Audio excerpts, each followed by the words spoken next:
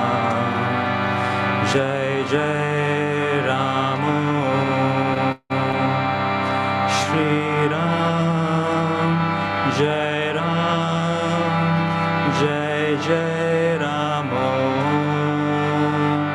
Shri Ram, Jai Ram, Jai Jai Ram Om.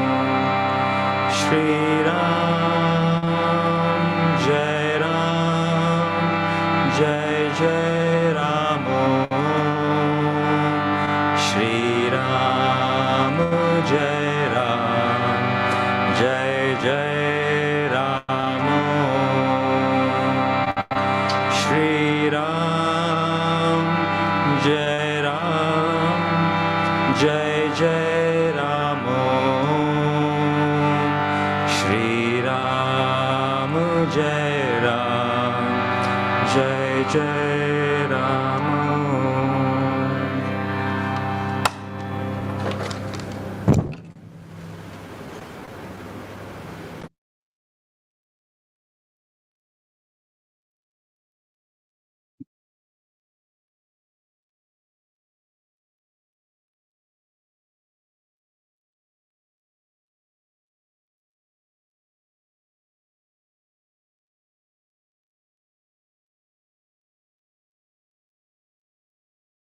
So we'll close with a prayer.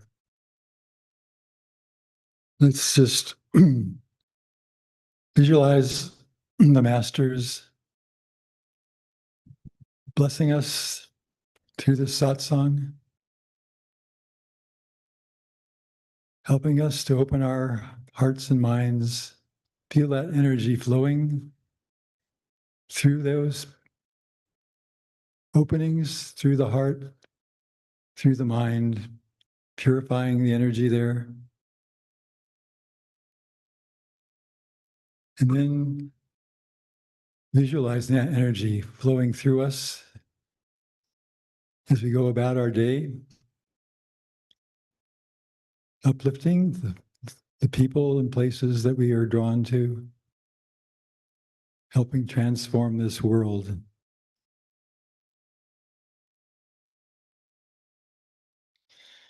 Let's rub our hands together and we'll chant Om 3 times. Send that energy out.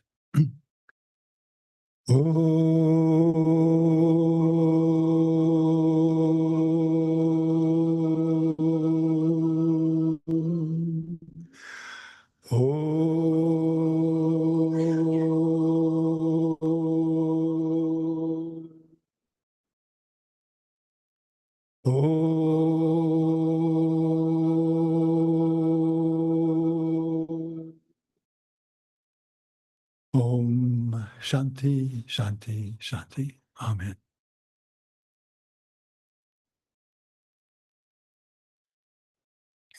Go out with joy.